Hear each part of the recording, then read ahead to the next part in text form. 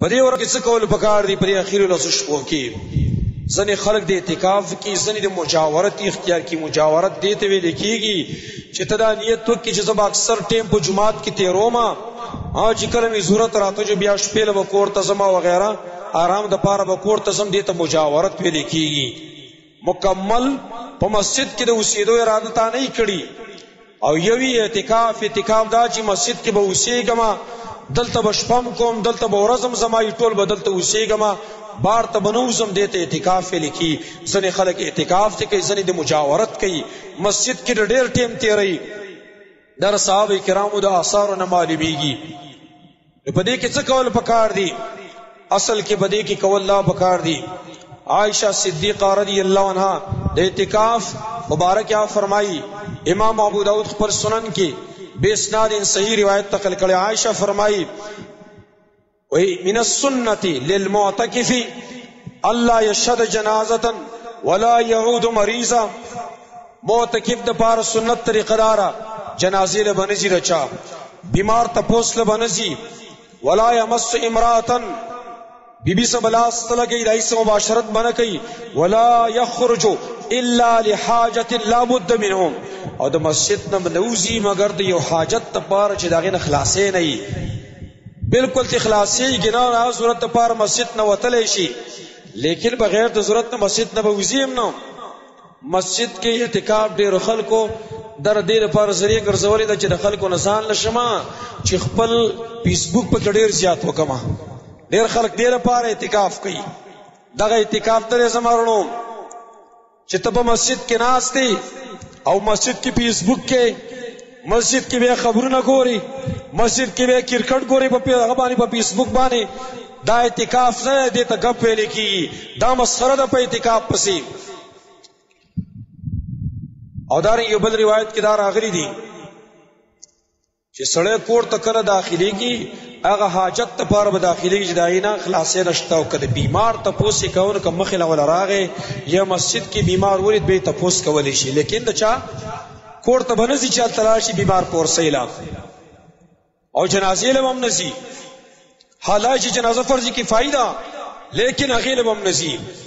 په دې کې بیا کارون نور څه کول پکار دي؟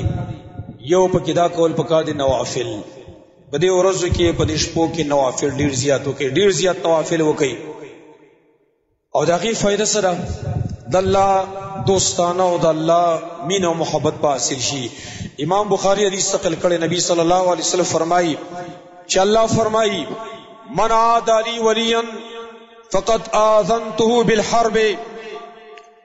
الله فرمایي چا چې زما د دوست سره دشمنی وکړه زما او تر جنگ اعلان دی. بیا فرمائی وما يتقرب الی عبدی بشیء احب الی من الفرائض.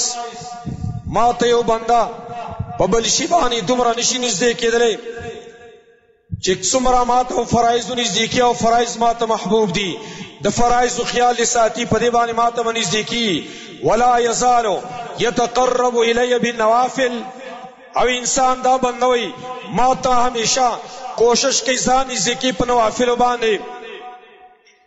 کله چې ما ته ځان نږدې کوي حتی احبه، تر دې چې زه محبت شروع کوم.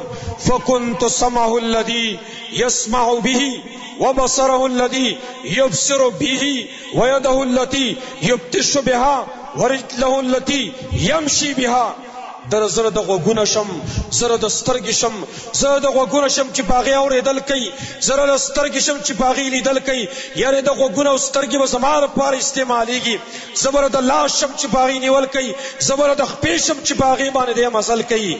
ولئن سألني لأعطينه. او الله وایي که زما نه سوال کوي زه به ورله ورکوم. ولئن استعاذ مني لأعيذنه. او که زمان پنهی غواړي په ما څه پنهی غواړي ولئن استعاذ بي لأعيذنه. او که ما څه پنهی غواړي زه به پنهی ورکوم. لہذا نوافل لا ډېر کوشش کوئ، د فرایض اهتمام کوئ، فرایض مسجد کې کوئ، نوافل ځان لځه کې کوئ، تراویح کوئ، د امام سره شرکت کوئ. واجب بده اکتفا مه کوئ چې صرف تراویح مې وکړي خبره ختمه، نالاړ شي کور ته، کور کې نور مونځ کوه. نوافل کې پابندي نشته، څومره چې کې کولی شي ټوله شپه ودرېږه الله ته.